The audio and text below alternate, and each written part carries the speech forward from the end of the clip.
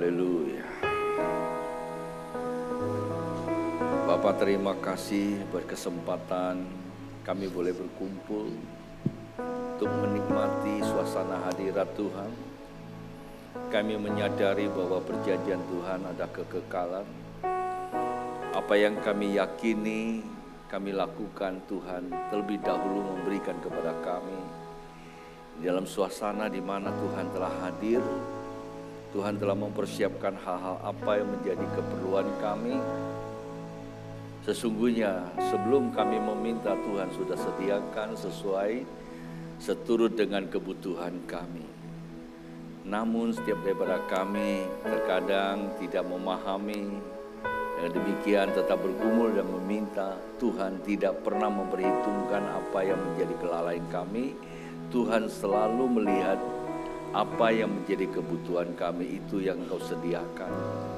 Itulah sebabnya Tuhan, berbicaralah kepada kami apa yang telah Engkau persiapkan untuk memperlengkapi kami menjalani kehidupan ini yang semakin hari sesungguhnya dari Tuhan itu adalah mudah. Namun apa yang terjadi itu yang menyulitkan kami. Kami tahu ketika kami dekat dengan Engkau, maka akan terbuka jalan kehidupan yang baru, sehingga kesulitan tidak lagi menyulitkan kami, kehidupan kami boleh menjadi kesaksian. Demikian Tuhan, hari ini pemberitaan Injil Engkau mengurapinya.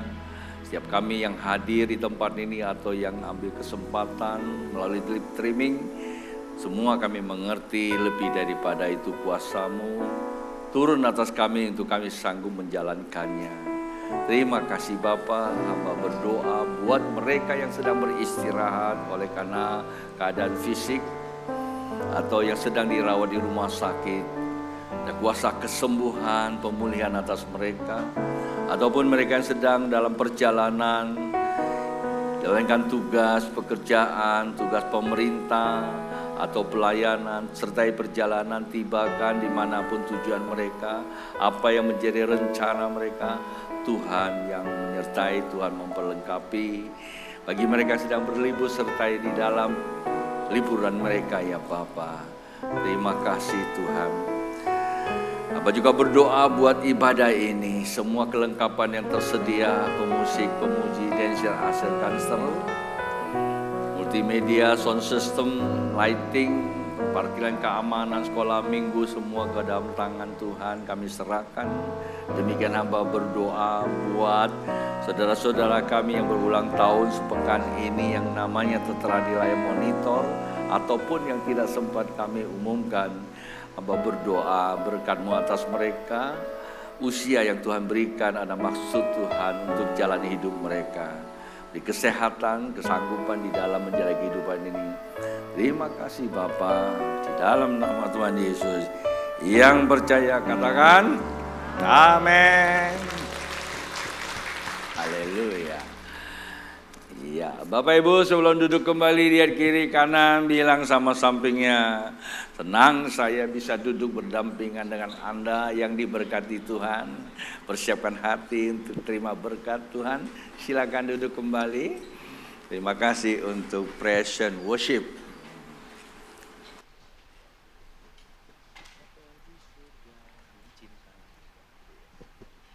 Baik Bapak Ibu, kita akan mengikuti pemberitaan firman Tuhan. Sebelumnya izinkan saya untuk melihat Bapak Ibu yang kali pertama hadir. Ada di tempat ini yang kali pertama hadir? Boleh lambaikan tangan, ada? Ya, Bapak Ibu kali pertama hadir, Tuhan memberkati. Dan tentu saya ingatkan Bapak Ibu tidak langsung balik selepas ibadah ini, bisa bertemu dengan staf saya, akan membagikan visi misi gereja kita di tempat ini.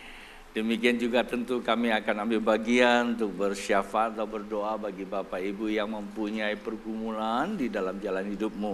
Itulah sebabnya diisi aja formulir doa Bapak Ibu. Buat Bapak Ibu yang kali pertama hadir, dan untuk yang di online service, jikalau Bapak Ibu mampir di channel kami lalu mengikuti ibadah, sejalan dengan ibadah Bapak Ibu ikuti, ada hal-hal yang Bapak Ibu pengen tahu atau bertanya, bisa hubungi, alamat tentu tertera di layar monitor Bapak Ibu. Demikian buat Bapak Ibu yang ingin pelayanan lebih lanjut, saran saya Bapak Ibu bisa hubungi kami atau menghubungi gereja setempat di mana Bapak Ibu, kota di mana Bapak Ibu tinggal untuk pelayanan-pelayanan berikutnya. Sebab Tuhan tidak memandang gereja, Tuhan yang memandang iman. Ya, baik Bapak Ibu. Nah, Bapak Ibu, hari Kamis kita di sini merayakan peringatan kenaikan Tuhan Yesus ke surga. Masih ingat tentu ya, tema yang kita usung pada hari itu, hidup oleh iman dipenuhi Roh Kudus. Ada 3 catatan penting yang kita bahas di situ. Saya kira itu sangat perlu Bapak Ibu catat baik-baik di rumah menjadi perenungan. Kalau kita mengacu kepada hidup oleh iman dipenuhi Roh Kudus, ketika 2 kalimat ini menunjukkan 2 hal yang sangat penting. Dan seringkali setiap orang tahu bahwa kalau dipenuhi Roh Kudus pasti punya karunia-karunia. Ya tak? Betul tak? Kalau dipenuhi Roh Kudus maka kita terima karunia-karunia. Nah, apalagi hari ini, pada hari Kamis, peringatan naik ke surga 2000 tahun lalu, dan 10 hari kemudian hari Pentakosta, Roh Kudus dicurahkan sesuai dengan perjanjian yang ditulis di dalam Alkitab. Akan tetapi, sebagian kita ini, saya tidak mengatakan salah, sebagian kita ini justru melakukan hal yang sama, ya. Apa yang terjadi 2000 tahun lalu dilakukan lagi. Setelah Tuhan Yesus, setelah perayaan, peringatan, kemudian ya ibadah 10 hari. Supaya pada hari ke-10 ada pencurahan Roh Kudus. Kalau Anda tanya saya salah ya enggak lah. Enggak apa-apa sih sebetulnya. Nah, tapi ya terlalu lama 10 hari. Padahal Roh Kudus sudah dicurahkan gitu loh. Ya kan? Nah, tetapi ingat Bapak Ibu, 10 hari itu membuktikan ada sebuah keseriusan, ya orang mengikutinya sehingga pada hari terakhir itu Roh Kudus curahkan. Ketika Roh Kudus turun atas orang itu, maka orang itu berubah menjadi manusia lain kata Alkitab. Kalau Anda mengacu kepada firman Tuhan, 1 Samuel pasal yang ke-10, ingat ya, 6 dan 7 baca di rumah saja. Ketika Roh Kudus turun atas kamu, berkuasa atas kamu, kamu berubah menjadi manusia apa? Manusia lain. Maksudnya lain itu bukannya gini loh, yang hitam jadi putih gitu loh ya. Bukan begitu. Maksudnya manusia lain ada sesuatu yang baru di dalam dirinya. Nah itu. Lalu yang paling penting adalah manifestasinya. Bukan hanya sekedar berubah, manifestasinya dikatakan apa yang terdapat di tanganmu loh di ayat ke-7-nya ya. Kerjakan saja ya. Tuhan turut bekerja. Nah, seringkali kita menggunakan Roma pasal 8 ayat 28, apa yang ditulis oleh Rasul Paulus, bahwa kita tahu Tuhan turut bekerja mendatangkan kebaikan. Tapi kita lupa bahwa itu koma bagi mereka yang mengasihi. Kalau nggak mengasihi Tuhan, kira-kira Tuhan turut bekerja nggak? Tuhan tuh nggak jahat Bapak Ibu. Perjanjian Tuhan itu abadi. Bapak Ibu kita tidak mengasihi Tuhan, Tuhan turut bekerja. Tetapi dalam standar rata-rata. Contoh, Bapak Ibu perlu oksigen. Apakah hanya orang Kristen mendapatkan oksigen? Lalu yang tidak Kristen dapat nggak? Dapat juga, berarti Tuhan turut bekerja. Pertanyaan mereka mengasihi Tuhan nggak? Nggak bisa jelas ya. Jadi Tuhan tetap memberkati. Nah demikian buat mereka yang tidak mengasihi Tuhan tapi udah Kristen. Tuhan itu bekerja enggak? Tetap Tuhan itu bekerja. Tetapi ia tidak bisa menikmati pekerjaan Tuhan. Nah itu yang jadi persoalan. Kalau Tuhan bekerja kita tidak bisa nikmati. Bahkan Alkitab katakan berkat bisa berubah menjadi kutuk. Maka baca kitab Ulangan pasal 28. Bapak Ibu. Kenapa saya ajak Bapak Ibu untuk pengertian ini terlebih dahulu? Karena saya mau nyambung kepada dipenuhi Roh Kudus itu perjanjian Tuhan. Sekali lagi, dipenuhi Roh Kudus adalah perjanjian Tuhan. Tetapi untuk dipenuhi Roh Kudus, Bukan sekedar kita cuma mengejar untuk seminar ini dan itu. Tema kita dijelaskan, hidup oleh iman. Saya kalau tanya pada Bapak Ibu, mau nggak punya rumah mewah, rumah bagus? Mau. Mau nggak punya mobil yang bagus? Mau lah. Semua juga mau ya. Tapi untuk mendapatkan rumah yang bagus, mobil yang bagus, ya tentu perlu apa? Uang. Nah, untuk uang itu kan perlu kerja. Ya kan? Nah, kerja inilah untuk menghasilkan uang. Oleh uang kita bisa beli apa yang kita perlukan. Sedemikianlah pemahaman tentang dipenuhi Roh Kudus. Untuk engkau dipenuhi Roh Kudus perlu iman, Bapak Ibu. Iman itu tidak ditumpangin tangan. Kendati pun tumpang tangan tidak salah. Tetapi untuk mendapatkan iman perlu bekerja. Nah, apa yang dikerjakan? Tentu Tuhan memberikan platformnya. Sebelum dia naik ke surga, dia mengajar 40 hari, itulah pekerjaannya. Apa tuh? Minggu lalu kita belajar hari Selasa. Saya ngulangi lagi deh, gak apa-apa. Ya, agak lama sedikit. Ini penting Bapak Ibu. Kalau ini kita gak beres, nanti sore sesi yang kedua, yang ketiga gitu, impartasi gak dapat apa-apa nanti. Ya. Sebelum Tuhan naik ke surga, dia akan membuktikan dia itu hidup. Ya toh? Di ayat ketiga ya, Kisah 1 ayat 3, dia membuktikan bahwa ingat loh, Tuhan yang kalian atau kita sembah ini adalah Tuhan yang hidup. Dan dia raja. Dan kerajaannya bukanlah kerajaan yang bisa dikalahkan oleh kompetisi. Karena dikatakan kerajaannya bukan dari bumi, nanti pasti akan saya bahas juga. Oleh sebab itu, ia membereskan 3 catatan. Pertama, kemanusiaan kita adalah keegoisan kita. Bapak Ibu, ego itu penentu hidup kita ke depan. Yesus datang ke bumi ini, dia mati di atas kayu salib, maka kemenangan bagi kehidupan di bumi ini. Nah, buat Anda dan saya, buat Tuhan sudah selesai. Buat Anda dan saya, matikanlah ego kita, maka kemenangan kehidupan kita bagi kita. Jadi bukan hanya bagi kita, sehingga kita hidup di dalam kehidupan ini, kita bisa mengubah dunia oleh karena kita menjadi pemenang. Setelah ego kita mulai mengenal siapa Yesus. Dia raja, ya. Kemudian dia siapa lagi? Guru. Maka itu kalau saya ajarin Bapak Ibu, doa itu jangan cuma Tuhan, Tuhan saja. Kalau kita cuma panggil dia Tuhan, maka kita cuma jadi Kristen. Panggil dia Bapak, ya. Panggil dia guru. Kalau panggil guru nanti dia tanya, udah belajar belum hari ini? Udah buat PR belum? Betul enggak? Coba kalau waktu kita sekolah, begitu kita masuk kelas, guru tanya, siapa yang sudah selesaikan apa? PR. Betul enggak? Dia nggak nanya, kemarin siapa yang jago main gundu? Enggak tuh guru. Ada guru nggak sini? Dia nanya apa? Siapa yang sudah selesaikan PR-nya kumpulkan? Lalu dilihat dikasih apa? Kasih angka. Angka-angka itulah yang menentukan kehidupan kita. Sama. Jadi kekristenan itu adalah dimuridkan Bapak Ibu. Tanpa ada pemuritan di dalam kekristenan, kita mudah goyah. Pagi tadi Pastor Sukadi bagus dia khotbah.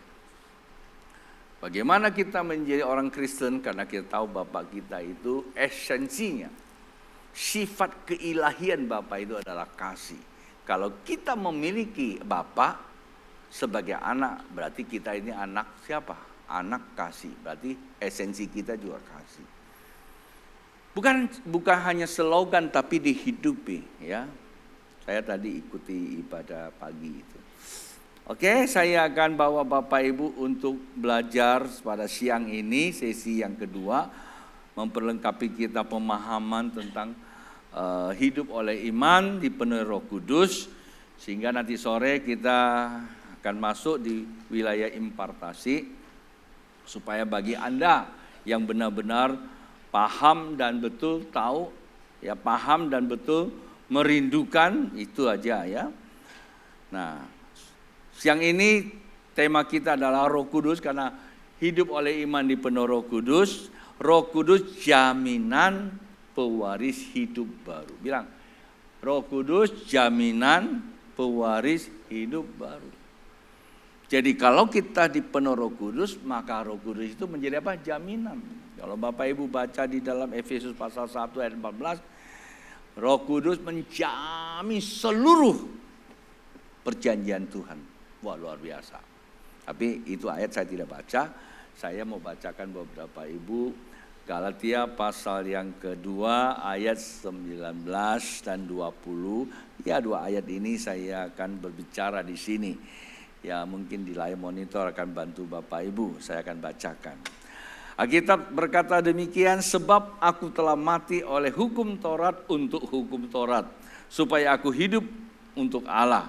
Aku telah disalibkan dengan Kristus, namun aku hidup, tetapi bukan lagi aku sendiri yang hidup, melainkan Kristus yang hidup di dalam aku. Dan hidupku yang kuhidupi sekarang di dalam daging adalah apa? Hidup oleh iman dalam Anak Allah yang telah mengasihi aku dan menyerahkan dirinya untuk aku. Nah, Bapak Ibu, ini rahasia kerajaan Allah yang saya sering kali sebut. Bukankah kita berkata, carilah dahulu kerajaan Allah, dan kerajaan yang tak tergoncangkan itu menjadi jaminan Anda dan saya kehidupan. Barang siapa yang dilepaskan oleh Allah lewat Roh Kudus, maka kerajaan Allah datang kepada dia. Nah, berarti kerajaan Allah itu sangat penting buat Anda dan saya. Namun satu hal yang perlu disadari, kerajaan Allah dikatakan apa? Rahasia. Tadi saya mau bawa buku saya, ada satu buku namanya Rahasia Kerajaan Allah. Saya dorong Bapak Ibu yang memang ingin ikuti pengajaran saya dari awal tahun sampai nanti akhir tahun, itu ada di buku saya, ya, judulnya adalah Rahasia Kerajaan Allah. Nah, di situ saya mencatat beberapa orang yang saya minta izin, yang tadinya datang tanda kutip, tapi sekarang dia bisa menjadi orang yang lumayan lah berpengaruh gitu. Ada yang namanya saya belum minta izin, tapi saya tidak sebutkan. Ada di pemerintahan umpama. Tapi pengusaha, karena dia sudah saya minta izin, dia masih di gereja kita, ya saya cantumkan namanya gitu loh.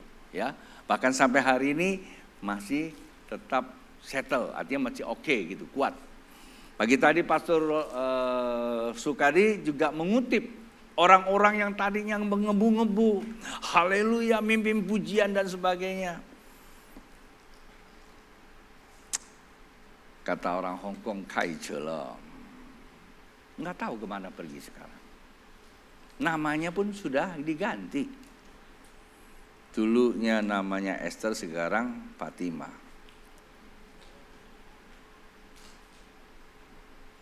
Ya, kira-kira begitu Bapak Ibu. Di mana kesalahannya? Saya sebagai gembala hari-hari ini saya katakan, jangan terlalu cepat menyalahkan jemaat Allah. Kayaknya kita salah ngajar kali. Kita cuma motivasi, penuh Roh Kudus, penuh Roh Kudus, penuh Roh Kudus, penuh Roh Kudus. Akhirnya apa? Bisa saja nanti Roh Kudus. Bisa menjadi spiritisme. Tapi kita kurang untuk masuk kepada esensi kekristenan. Daud berkata, apabila dasar-dasar itu dihancurkan, apa yang dapat diperbuat oleh orang benar itu? Mazmur 11 ayat 3. Itu hafalan mereka yang ikut DK tuh, dasar-dasar kekristenan. Ya. Apabila dasar-dasar dihancurkan, apa yang dapat diperbuat oleh orang benar itu? Bilang sama sampingnya, apabila dasarmu dihancurkan, Apa yang kau dapat berbuat? Dasar kita cuma satu, iman Bapak Ibu. Ya kan? Iman itu dasar perjalanan hidup. Apa itu iman? Iman adalah dasar dari segala sesuatu yang kamu harapkan. Itu kan perjalanan hidup. Dan bukti sesuatu yang tak pernah kau lihat. Ya itulah kita dari dimensi alam nyata, kerajaan dunia ini, kita lompat ke dimensi alam tak nyata. Itulah sebabnya Yesus katakan, kerajaanku bukan datang dari dunia ini.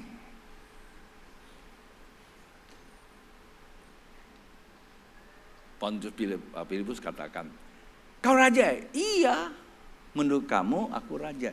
Itu karena itu aku ada di dunia. Jadi Yesus itu raja, bukan membangun kerajaan di bumi ini. Tapi kerajaannya adalah kerajaan Allah yang memang tidak bisa dilihat oleh kasat mata. Dan tidak bisa diukur dengan A dan B. Kalau bisa diukur berarti terjadilah kompetisi. Kalau saja Yesus itu raja di bumi ini, maka pertemuan Trump dengan Xi Jinping kalah. Lebih baik pertemuan yang satu ini. Dia raja di atas segala raja, betul gak? Paham Bapak Ibu? Karena dia tidak ada di bumi ini. Itulah Yesus Kristus Tuhan kita Bapak Ibu. Itulah sebabnya Bapak Ibu di dalam pembacaan kita saya mau ingatkan kepada kita ada 3 hal di sini perlu kita teropong. Yang pertama ada kata mati. Bilang sama-sama mati. Apa yang mati ini? Yang kedua, aku hidup tapi bukan aku hidup.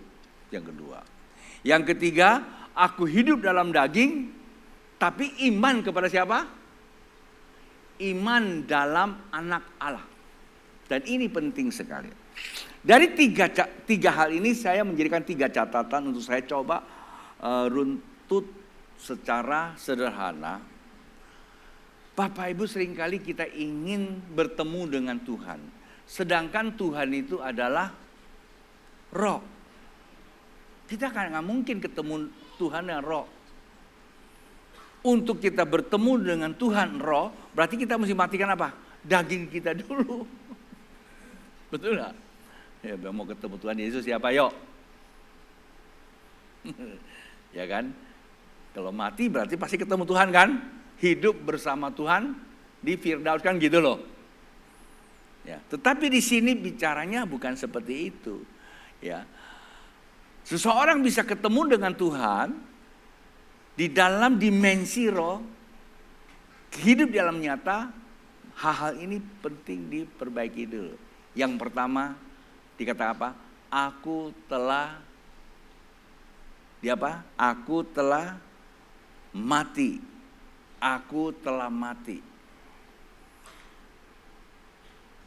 Oleh apa?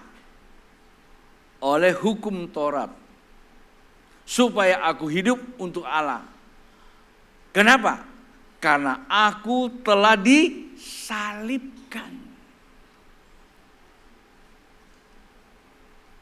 Bapak Ibu, kita mati karena apa? Kita telah disalibkan. Siapa yang salibkan? Yesus. Ketika Yesus disalibkan, kita tidak perlu disalibkan. Ketika kita percaya Yesus, berarti apa? Kita turut disalibkan. Manusia lama kita disalibkan. Maka kita telah mati pertama dulu. Apa yang mati? Bodohnya kita mati. Apalagi yang mati? Sakit-sakitannya telah mati. Apalagi mati? Kemiskinannya yang mati. Apalagi mati? Malesnya telah mati. Apalagi? Suka gosipnya telah mati.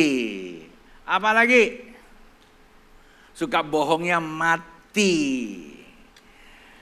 Penipunya mati. Pemborosnya mati. Pejinaknya mati. Apalagi?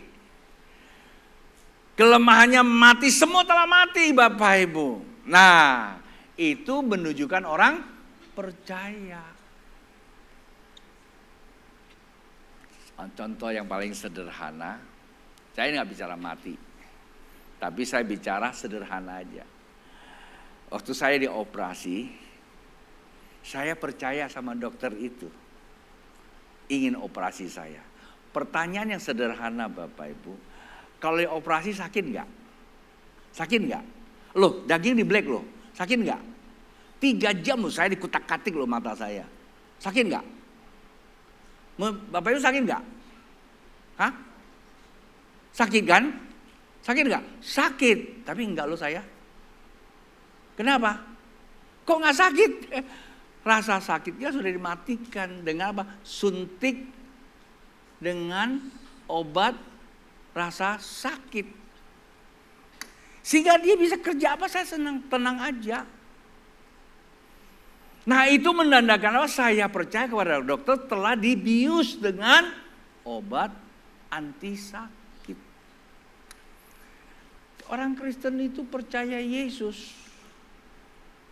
Jangankan diinjak, baru pengen diinjak aja teriaknya udah satu kampung. Apa yang mati? Hah? Apanya yang mati? Tapi kepengen kepenuh Roh Kudus. Kalau benar Roh Kudus memenuhi seseorang Bapak Ibu, percaya. Roh Kudus itu bukanlah pribadi yang keluar masuk seperti yoyo, turun naik, enggak. Atau seperti ingus, enggak. Roh Kudus kalau sudah penuhi seseorang, maka ada jaminan hidup kekal. Orang kalau dipenuhi Roh Kudus, masih bisa berdosa enggak?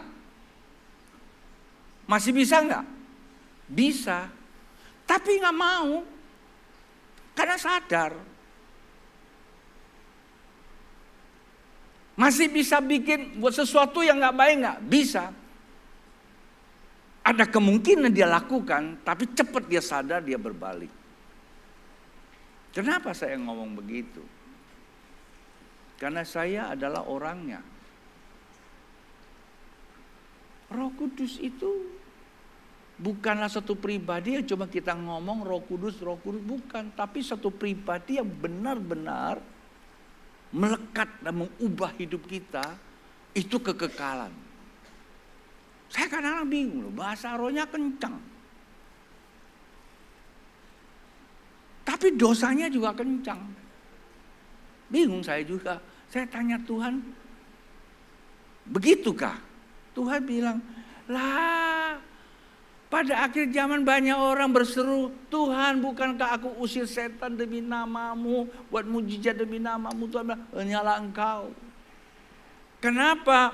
Orang boleh saja mengaku Roh Kudus, itu bukan penuh Roh Kudus, sabetan aja, ngalami aja. Kita cuma ngalami tapi tidak berakar Bapak Ibu. Nah itu dia. Dan yang kedua dikatakan apa? Aku hidup bukan aku hidup apa? Ketika seseorang mematikan egonya di dalam kehidupan ini, maka dia akan lihat kemenangan di masa depannya. Kemenangan apa? Kemenangan atas apa yang akan menjatuhkan dia. Satu hal yang tadi saya kasih contoh, ketika saya dimatikan melalui obat bius, saya menang atas sakit. Sehingga 3 jam saya tidak merasa sakit toh. Coba kalau nggak ada obat bius, itu dokter bisa saya tonjok. Benar nggak? Jadi penting sekali Bapak Ibu. Siapa yang bisa membuat kita mati? Kepercayaan kita terhadap Tuhan, penyerahan kita terhadap Dia. Karena ini menentukan catatan yang kedua. Maka Rasul Paulus berkata, aku hidup bukan lagi aku yang hidup, Kristus yang hidup di dalam aku. Ketika kita mati, maka akan muncullah kehidupan baru yang disebut hidup baru, dipimpin oleh Roh. Luar biasa loh Bapak Ibu. Hari ini Bapak Ibu, Catat baik-baik kalimat saya. Kita senang ketika dikhotbahkan dengan motivasi kerajaan Allah tak tergoncangkan. Semua haleluya. Itu tipikal saya khotbah dulu.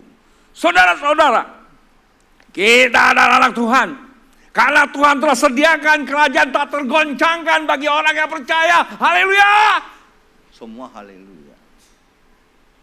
Sebab karena dia telah mati, kerajaan Allah telah datang. Itulah sebabnya kita berkata bahwa kerajaan Allah sudah dekat. Bertobatlah. Siapa yang bertobat, maka dia hidup dalam tak tergoncangkan. Amin. Semua amin.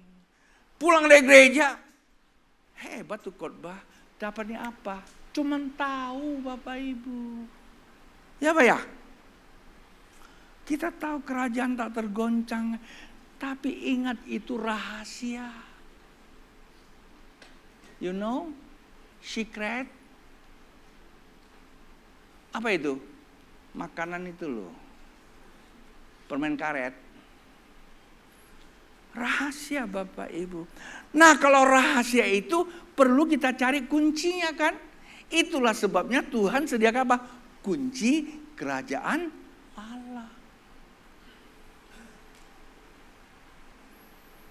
Salah satu rahasia ini. Ketika aku hidup bukan aku lagi hidup. Maka Kristus yang hidup di dalam aku hidup di dalam dua dimensi. Aku yang hidup di dimensi alam nyata, tapi Kristus yang hidup di alam tidak nyata. Artinya apa Bapak Ibu?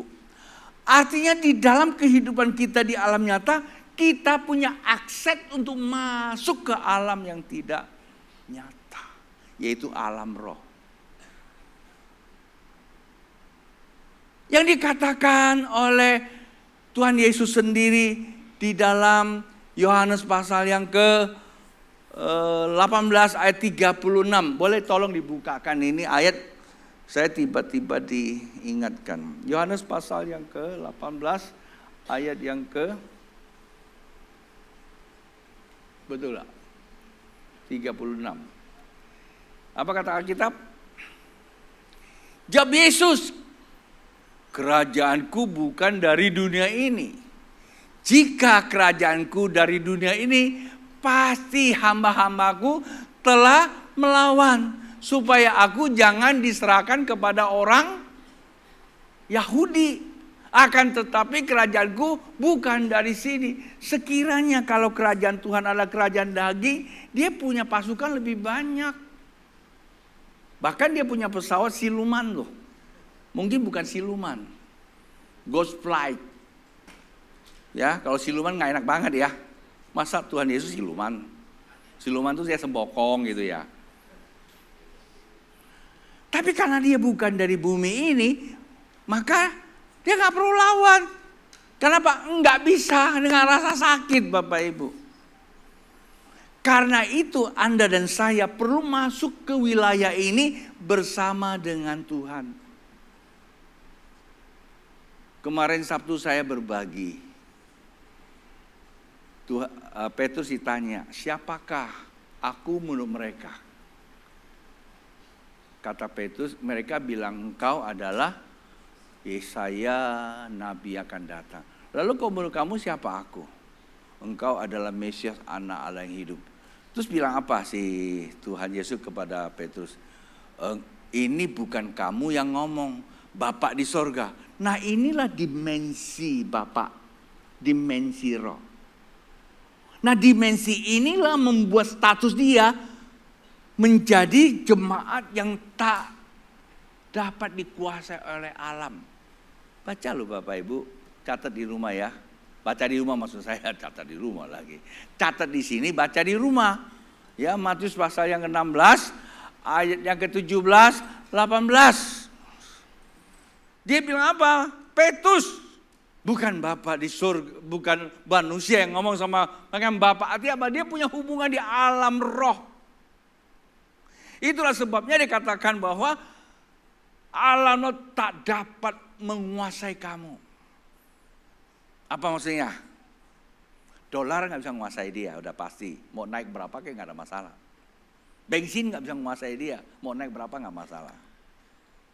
Paham nggak? Walaupun dia di dunia ini, ya. Saya adalah orang yang kena loh. Sekarang udah 23 atau 24 kemarin saya isi. Naik terus dia tiap hari itu, turbo. Sekarang persoalan lah. Masih bisa bayar, saya bilang. Kalau nggak bayar ya udah jalan kaki, kan gitu aja toh. Ngapain jangan mikirin, bensin naik.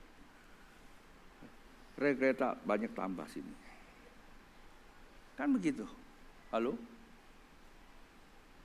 Nggak usah dipikirkan. Itulah kita perlu apa? Mengenal Allah, dia roh. Untuk itu kita perlu dipimpin oleh roh dikatakan. Bukan aku yang hidup, tetapi roh yang hidup. Tapi bagaimana roh yang matikan dulu daging kamu tuh, ego kamu. Paham Bapak Ibu? Baru catatan yang ketiga. Aku hidup di dalam daging. Kita itu hidup di dalam daging ini Bapak Ibu. Kelihatan. Perlu baju, perlu ini, perlu itu. Tapi hidup dalam iman anak Allah. Nah ini penting Bapak Ibu. Maksudnya apa? Pada saat waktu kita hidup di dalam daging ini, kita punya akses masuk ke hadirat Allah, ketemu dengan Allah, tapi kita punya status ini dengan iman, kita itu menjadi anak. Iman kita menjadikan kita anak, sehingga kita datang kepada Allah, kita manggil dia apa? Bapa. Lah Alkitab katakan, bapak mana anaknya minta telur dikasih batu. Bapak mana? Bapak dunia yang jahat tanda kutip bisa memberi yang baik. Bagaimana Bapak di surga? Bapak Ibu sebetulnya kalau kita sebagai anak kita memanggil Bapa di surga. Apa itu lagunya ya? Waktu kita panggil Bapa di surga, sebetulnya Bapak itu lebih cepat memeluk kita. Itu digambarkan anak yang terhilang. Bapak itu tiap hari itu menunggu. Memang Bapak nggak cari. Kenapa? Karena Bapak sudah mempunyai ruang magnet untuk menarik dia balik. Waktu dia datang Bapak langsung meluk. Tidak suruh basuh dulu baju kamu. Enggak. Bapak langsung peluk. Bapak mau apa? Ketika Bapak memeluk kita, tugas Bapak itu apa? Mengapa kita mempunyai predikat sebagai anak? Mengapa? Predikat sebagai anak berarti kita punya Bapak. Alkitab katakan, aku tidak meninggalkan kamu seperti apa? Yatim piatu. Predikat anak menerima warisan. Bapak mewariskan nilai-nilai kebenaran, nilai-nilai kerajaan Allah. Untuk apa yang diwariskan? Kembali kepada perjanjian keabadiannya, itu di dalam Kejadian pasal yang kedua, ayat yang ke-15. Ketika kita menerima gambar Allah, hidup di dunia ini, mengusahakan alam kehidupan ini dan mengembangkan. Bapak Ibu saya kunci dengan ini, nanti ada satu video saya beri kesaksian. Jadi catatan yang ketiga supaya Anda dan saya memiliki iman, dirimu adalah anak. Sebagai apa? Pewaris. Apa yang wariskan? Kehidupan ini. Dipelihara. Artinya apa? Dikelola. Dikelola. Bapak Ibu saya coba pertegas deh ya. Saya tidak tahu Bapak Ibu hari ini statusnya apa. Pertama sebagai manusia, kelolalah jati dirimu sebagai manusia. Kalau Anda mau pengen tahu jati diri kita gimana, banyak dengar Pangrikun tuh ngomong. Manusia sekarang sudah banyak berubah. Wujud manusia tapi hatinya serigala, dia bilang. Benar gak? Kita kan imago Dei, tapi kita bukan lagi imago Dei, ya. Jadi dia ima humani lupus, gambar serigala, pikirannya serigala, sifatnya kayak monyet. Coba dibilang, kalau monyet makan ditelan atau disimpan dulu, taruh di sini dulu, ya. Kalau udah habis nanti dia pergi ke tempat lain, baru dia dorong pelan-pelan. Itu namanya apa? Serakah. Ya kan? Ini fakta loh Bapak Ibu. Nah, kalau kita sebagai anak Allah dikatakan, kita diwarisi untuk mengelola kehidupan ini sebagai ibadah. Orang yang mengelola kehidupan ini harus memiliki hati Bapa. Karena dia anak Bapak. Tadi ada yang nanya saya, nggak tahu kenapa tadi jadi sambil lalu ngobrol-ngobrol. Babe masih punya kebun di Padang Tikar. Saya nggak punya kebun, tapi papa saya punya kebun. Berapa banyak? Lumayan banyaknya. Atas nama siapa? Terakhir papa saya serahkan ke saya semua. Kami 5 saudara cowok, 7 cewek. Terakhir papa saya sebelum meninggal sangat dekat sama saya. Padahal saya tidak terlalu dekat karena dari kecil saya udah tinggal di Jakarta. Mungkin kelebihan anak jadi saya ada di Jakarta nggak diurusin kali ya. Sebetulnya kalau Anda tanya papa saya terhadap saya gimana, kekerasan cukup ada. Tapi pada saat waktu saya lahir baru saya menyadari betapa pentingnya seorang anak terhadap bapak. Seluruh kejelekan bapak saya terhapus, mati. Yang ada cuma nilai-nilai kebenaran. Papa saya suka ngajarin sama saya, Ton, kalau kita bisa berbuat baik untuk orang lain, itulah masa depanmu. Maka papa saya banyak kebun sebetulnya.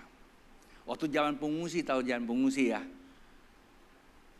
Satu masa kan namanya ada caunan, kalau orang Teochew bilang ya. Pada masa itu, saya nggak usah sebut lah ya, sebagai masih tahu. Dan itu banyak yang ke Padang Tikar, papa saya berikan kebun untuk mereka kelola. Sebagian nggak balik loh. Nah hari ini kebun-kebun itu atas nama saya. Terus tanya saya bisa ambil balik nggak? Bisa. Saya bilang buat apa? Saya kasih tahu sama istri saya juga, buat apa sih? Kalau kita kasih mereka kelola, itulah kebahagiaan, kedamaian. Saya ambil balik juga nggak kaya kok. Saya kasih dia juga nggak miskin kok. Saya punya rumah di Jakarta, saya nggak tinggalin tuh. Kadang-kadang ada yang bilang, lu ambil balik dong rumah kamu. Saya kasih mereka pakailah, saya bilang. Toh Tuhan kasih saya rumah, saya bilang. Paham nggak Bapak Ibu? Dan ini kayaknya saya punya saudara bilang, lu kayak bapak lu tuh orangnya tuh boros katanya. Dan pengertian boros maksudnya apa? Kalau tuinang ha, selon ita, tui katiha, yuk kiam ita. Ngerti nggak? Kalau untuk orang lain tuh kayaknya habis-habisan. Kalau untuk diri pelit banget, bukan pelit. Saya bilang, kita tahu kemurahan hati. Nah inilah nilai-nilai yang diturunkan oleh orang tua kita. Saya punya 2 orang tua. Satu orang tua kandung saya. Nilai kebaikan dia yang saya dapat sama hari banyak itu yang membuat saya. Kenapa? Apapun alasannya, seorang ayah Tuhan berikan kepada kita enggak kebetulan. Ada potensi yang di dalam dirinya. Mungkin di masa dia belum keluar. Tapi dia perlu kita untuk keluarkan. Paham kan? Nah itu bapak kandung saya. Bapak rohani saya sama. Saya waktu di Palo ya. Tadi nggak tahu cerita-cerita. Tadi cerita Palo juga. Ada tanya Palo gitu ngomong. Waktu saya di Palo, bapak rohani saya meninggal. Di Jakarta mereka tanya, Tony datang nggak? Tony, lo kenapa cari Tony? Mereka tahu bahwa Tony itu adalah orang yang sering disebut oleh bapak rohani saya. Kalau Anda mau tanya bapak rohani saya, apa sih yang kita bisa petik? Dia nggak punya gereja gedungnya seperti yang lain-lain kok. Kadang-kadang bilang, apa itu Bapak rohani kamu? Jangan lupa, yang nyata memang gak kelihatan, tapi yang tidak nyata kamu tidak tahu. Ada banyak hal saya bilang. Nah, apa yang saya dapatkan dari dia? Ada begitu banyak potensi yang di dalam diri dia, itu belum dikeluarkan. Saat waktu saya rekonsiliasi sama dia, tahun 2000, itu masuk ke saya. Impartasinya. Saya bisa kerjakan apa yang hari ini semua, saya mau katakan pada Anda. Itu karena apa? Kedekatan dan terjadi impartasi. Itulah pembapaan. Saya adalah orang yang paling bahagia. Papa saya sebelum meninggal, saya begitu dekat, terimpartasi. Nilai-nilai kemurahan hati dia. Nilai-nilai kemanusiaannya saya dapat. Orang pada ketika banyak kenal papa saya. Dia bukan orang kaya, bukan orang hebat, tapi hatinya. Sampai hari ini ada banyak orang kaya di Jakarta, justru dia, ya, gara-gara papa lu tuh gua ada hari ini. Bapak Ibu, inilah dia sebab apa? Apalagi Bapak di sorga. Begitu banyak potensinya. Tapi untuk mendapatkan Bapak di sorga, perlu ada kerendahan hati kita dimuridkan di dalam Yesus. Yesus adalah Bapa dan dia guru. Gereja yang dipercayakan itulah tempat di mana kita diperlengkapi. Nanti malam kita punya sesi yang terakhir. Sebelum saya tutup Bapak Ibu, ada satu cuplikan film ini. Saya tiba-tiba diberkati banget. Tanpa sengaja kemarin saya buka video, keluar dia. Saya tidak tahu Bapak Ibu bisa ngerti enggak. Pemusik-pemuji boleh ke atas.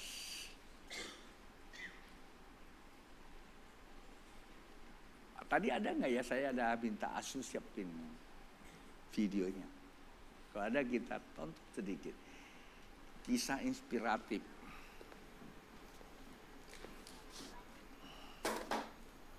I didn't like my father.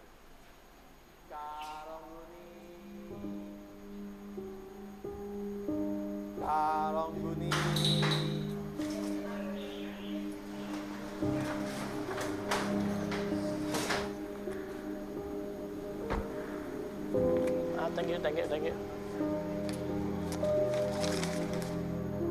He was poor and unsuccessful, despite working harder than all my friends' fathers. I didn't think he was very smart.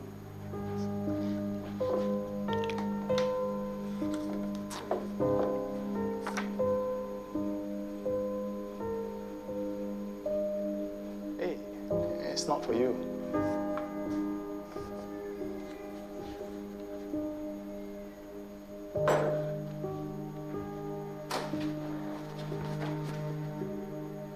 I've never seen him as an inspiration. Hey, what? We're late for school. Oh yeah, school. Sorry, here's your pocket money. Here's a bit of extra. Time to pay your taxes.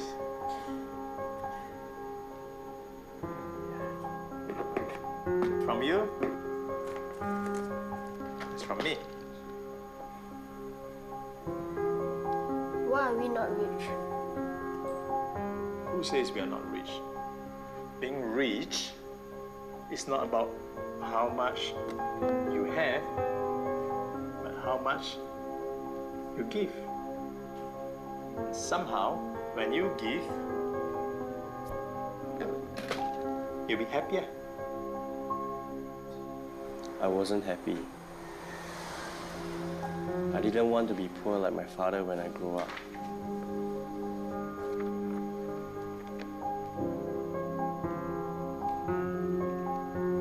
I knew I wanted to be more successful than my father.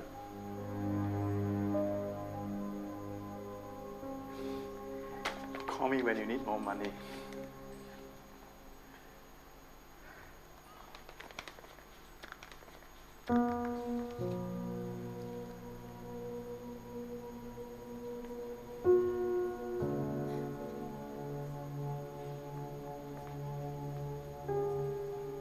Are you coming back for reunion dinner this year? No, I'm not coming home this year. Yeah, new job here. Maybe after New Year, we'll see. Yeah, I'm really busy now. Okay, bye.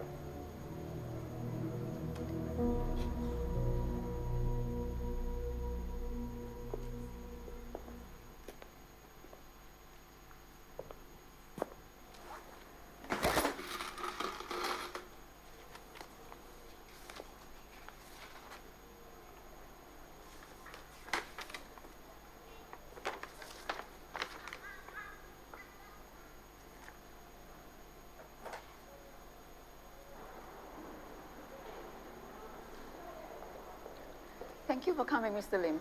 I found this letter saying that I've been donating money to the community chest. There must be a mistake. I'll explain later. There's someone who would like to meet you. Come with me.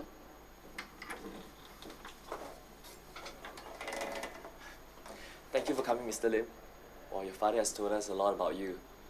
Your father, he always makes us forget about our problems and reminds us about our dreams and hopes. But the kids here, they all miss him, and he's the only one who can bring a smile on their faces. And I remember there's this boy. He was really depressed, and he didn't go to school. Basically, he's given up on life. But your father, he read to this boy regularly. This boy has now grown up to be a really useful person. Your father could have retired comfortably, but he chose to continue working so he can help even more people. He was a selfless man. It's just that he didn't tell anyone about his sickness.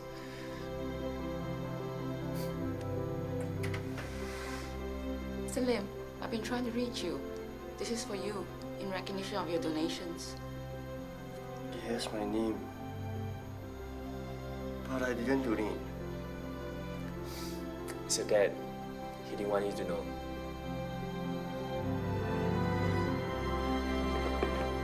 It's from you. It's from me.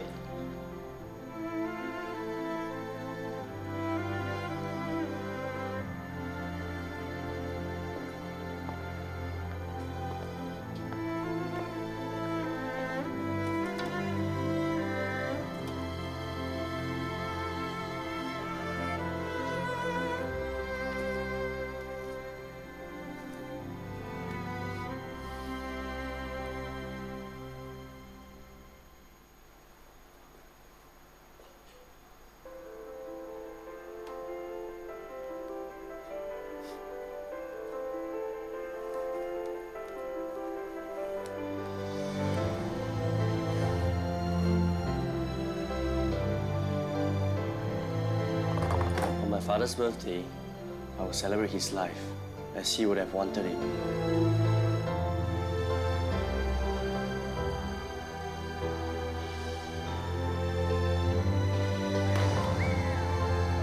I could almost hear him say, Being rich is not about how much you have, but about how much you can give.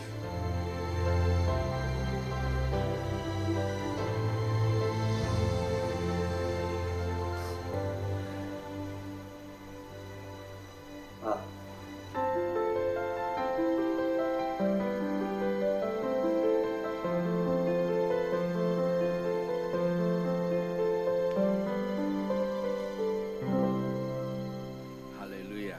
Bapak Ibu, memang di kehidupan ini seringkali sulit kita bicara ya. Level dan gap itu selalu ada. Orang tua dengan anak masanya pasti berbeda. Apalagi di era hari ini perbedaan antara orang tua dengan anak itu jauh sekali. Anak punya wilayah kehidupan sendiri, punya pola sendiri, dan orang tua punya pola sendiri seperti yang tadi digambarkan. Tapi sebagai orang tua, dia tidak memaksakan anak mengikuti apa yang orang tua mau. Dia cuma hanya meneruskan nilai-nilai. Kebahagiaan seseorang bukan karena apa yang kita dapat, tetapi apa yang dapat kita beri. Kadang-kadang kita pengen jadi orang sukses seperti anak. Kenapa aku hidup sebagai orang miskin, ayah yang miskin, jualan, tapi ayahnya menanamkan nilai-nilai kehidupan. Sampai pada ayahnya ingin memberikan berkat untuk menolong dia. Nggak perlu, kenapa? Karena dia sudah sukses. Kesuksesan bukan karena pangkat, bukan karena uang. Nilai-nilai luhur. Saya bangga punya orang tua, selalu katakan, Kiang, le hiểu thành công, le hiểu Kiang, tapi cek yang le mau cepetin, ai jinzhou, jinzhou, kenalilah dari mana kamu datang, dan disitulah kemana kamu akan pergi. Itu yang saya pegang sampai hari ini. Terkadang kita lupa, seperti anak tadi itu. Memang ada penyesalan. Penyesalan selalu datang di kemudian. Tapi mari kita anak Tuhan, jangan sampai kita menyesal. Saat waktu papa mama kita sudah tiada baru kita nangis-nangisi. Saat gembala kita sudah nggak ada baru kita buat kenang-kenangan. Saya bangga, saya bahagia. Saya bisa buat banyak hal buat orang tua saya. Dia cuma pesan saya satu, jangan lupakan keluarga. Ketika saya ada di Jakarta, ketika saya diberkati, semua keluarga saya bawa ke Jakarta. Pindah di Jakarta, tinggal di Jakarta. Sampai hari ini mereka semua, dan saya sekolahkan, dan semuanya cukuplah. Bapak Ibu, nilai kehidupan cuma satu. Matikan ego. Tumbuhkan hidup yang baru sebagai anak Tuhan. Kita punya Bapa di sorga. Ketika kita mencapai tingkat pembapaan yang benar, kita bisa lihat masa depan kita. Kita diberikan kuasa untuk membuka. Tidak cukup kita hanya membuat, kita kelola. Tidak cukup kita kelola, kita kembangkan. Bukan kita menjadi orang yang sukses punya uang, tidak salah. Tapi kalau kita punya uang, bertanya, Tuhan buat apa uang ini? Ketika saya punya jabatan, buat apa jabatan saya ini? Ketika saya punya kesempatan ini, buat apa kesempatan saya ini? Kebahagiaan dimiliki oleh seseorang, bukan apa yang menyenangkan dia, tapi apa yang bisa membuat orang damai. Buat orang senang gampang. Kasih dia duit juga dia senang. Tapi kalau kita bawa dia damai, sampaikan dia nilai-nilai kebenaran, itulah kemenangan menyatakan kerajaan Allah. Mari Bapak Ibu kita bangkit berdiri. Kita nyanyikan satu lagu dan saya akan berdoa, persiapkan buat Bapak Ibu. Ketika Bapak Ibu tertarik dan ingin kembali sebagai orang Kristen yang bernilai, tidak ada cerita, kata lain hanya satu.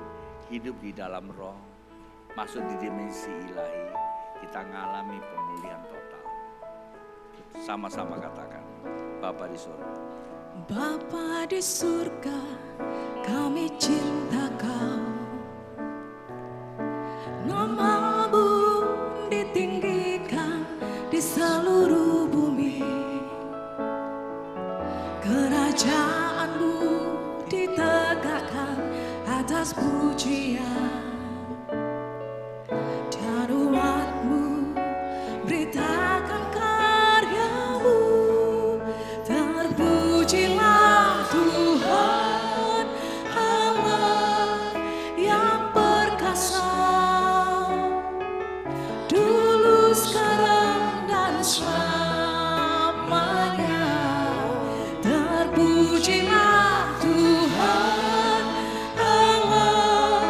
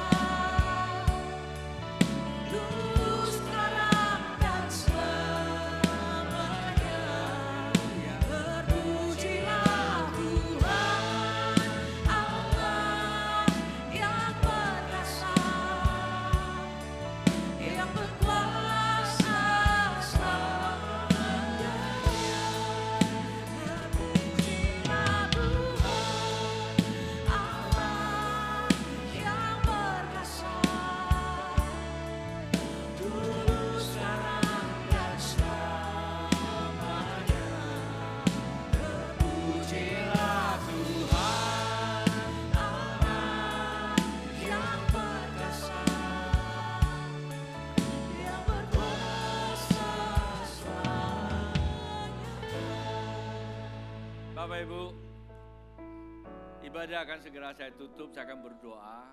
Saya berikan beberapa catatan. Kenapa ini sangat penting? Kendati pun kita hidupi sulit, tetapi pada akhirnya kita akan dapatkan makna yang benar. Kita jalankannya. Apa yang saya buat, saya nikmati hari-hari ini karena saya punya anak, punya cucu. Saya dengan cucu gapnya jauh banget loh. Saya nggak berani arahkan mereka karena dia punya orang tua. Dan orang tuanya seringkali melihat bagaimana papanya hidup. Kadang-kadang anak saya kalau ditanya, gimana cara begini? Susah banget lu belajar, ikutin babe aja. Ya, ada satu hari ada satu orang datang ke si David. Fit, bagaimana saya harus menghadapi begini? Alah, tiru babe saya tuh.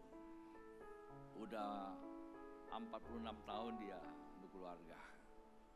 Kami tahu hidupnya. Bagaimana dia olah hidupnya. Apalagi kalau makan. Kadang-kadang Fit nggak begitu kali. Apa juga dimakan. Artinya apa? Dia bisa lihat bagaimana yang kita buat. Kita nggak usah maksain. Saya punya anak ada 4. Dulu mungkin agak sulit karena dia masih remaja. Tapi setelah dia sudah gede, saya perhatiin cara hidupnya kayaknya kok mirip ya. Kadang-kadang dia bilang tuh anak-anak lu kan mirip kamu tuh.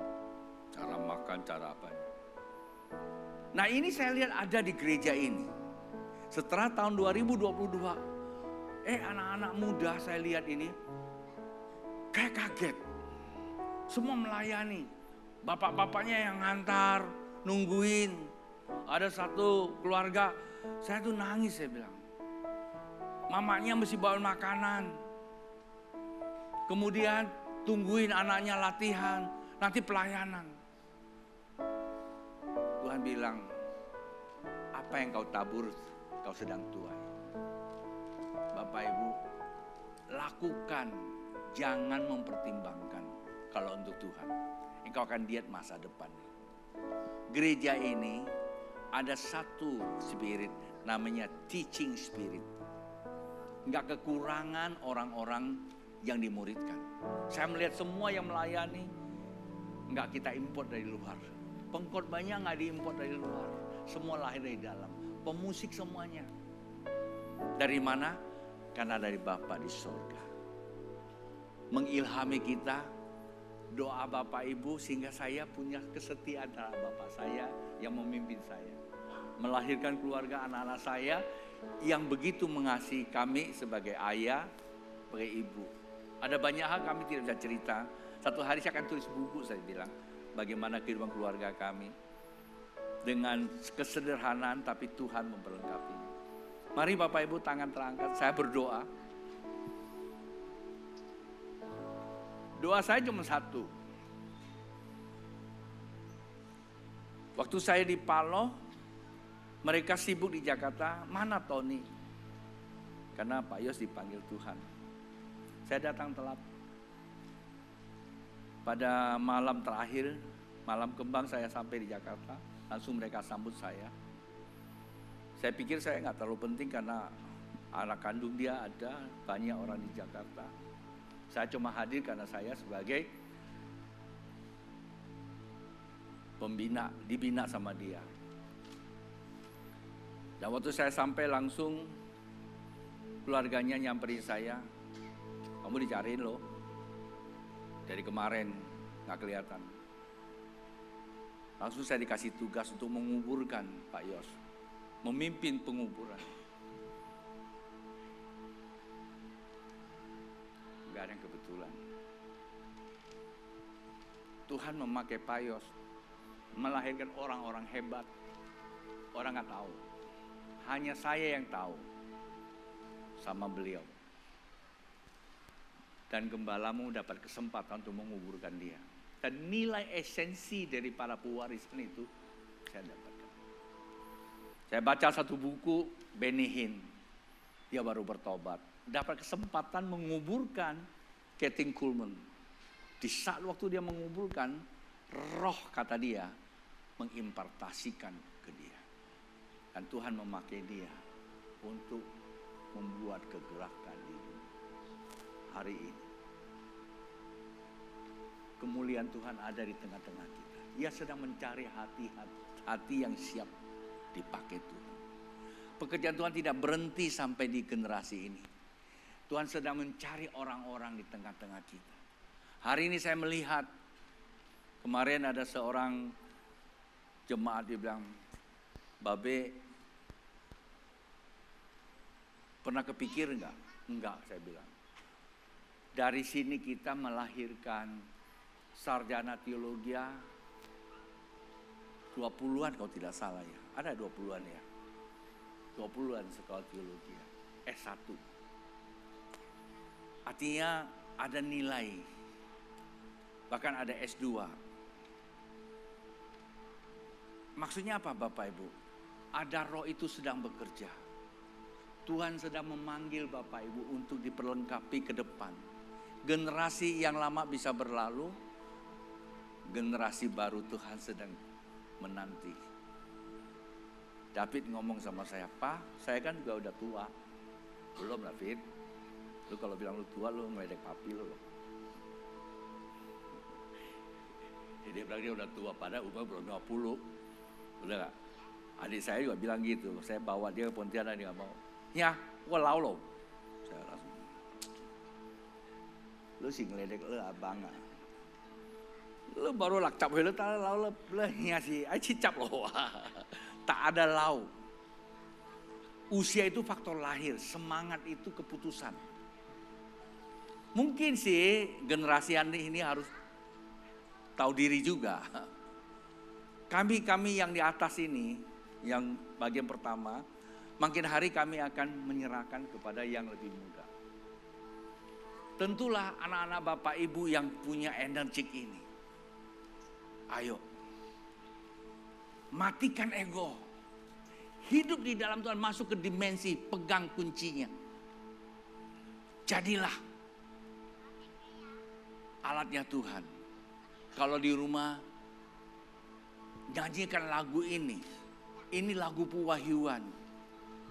Selalu katakan kalau saya, satu hal yang terindah di dalam hidup. Dan itu yang mengilhami kita sebagai hamba Tuhan.